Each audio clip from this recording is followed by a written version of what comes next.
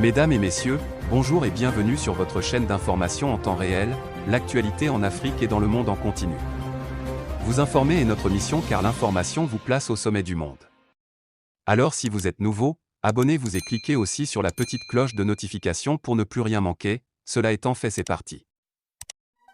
Avant de commencer la vidéo, nous tenons à rappeler que, les images utilisées dans toutes nos notes d'information sont à titre illustratoire. Nous vous invitons donc à rester poli et courtois dans l'espace commentaire au risque de voir votre commentaire tout simplement supprimé. Merci et bon visionnage à tous. Mali. Qui derrière le collectif de défense des militaires, le mouvement Anti-France et Pro-Jeunes. Le communiqué incendiaire visant l'Hexagone, la CEDEAO et les médias occidentaux. Manifestation d'encouragement des forces armées maliennes. Depuis des mois, la CDM s'est placée aux avant-postes des combats pour la souveraineté des pays et le soutien du régime d'Assimi Goïta. En ce vendredi 13 mai, le boulevard de l'indépendance de Bamako est animé.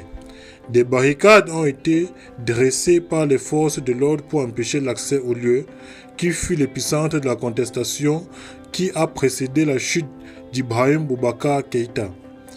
Sous la tente qui trône devant le monument, des baffles crachent des notes de reggae du morceau Armée français d'Alpha Blondy. Brandissant les drapeaux aux couleurs du Mali ou de la Russie, étonnant des slogans hostiles ou à la France ou à la CEDEAO, les manifestants abordent les couleurs d'une initiative qui prend de l'ampleur sur les réseaux sociaux depuis quelques semaines. L'opération Espoir Toufama, une opération de soutien de l'armée malienne lancée par le collectif pour la défense de ses militaires.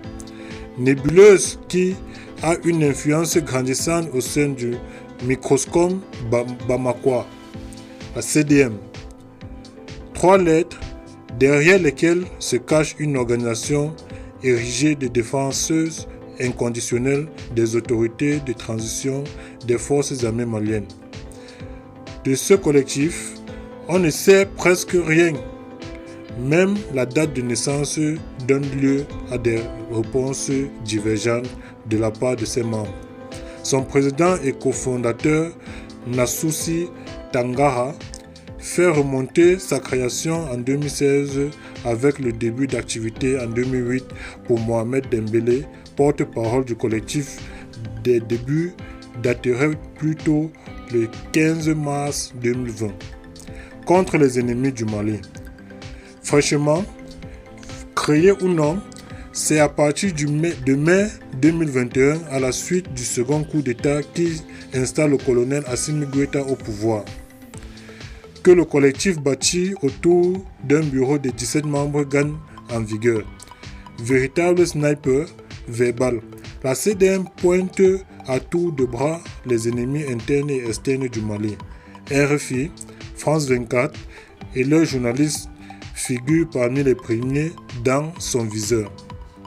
À grand renfort de communiqués explosifs, la CDM dénonce un acharnement contre les forces armées et des informations sans fondement, visant à terroriser les femmes suite à la diffusion des reportages relatant les accusations des actions.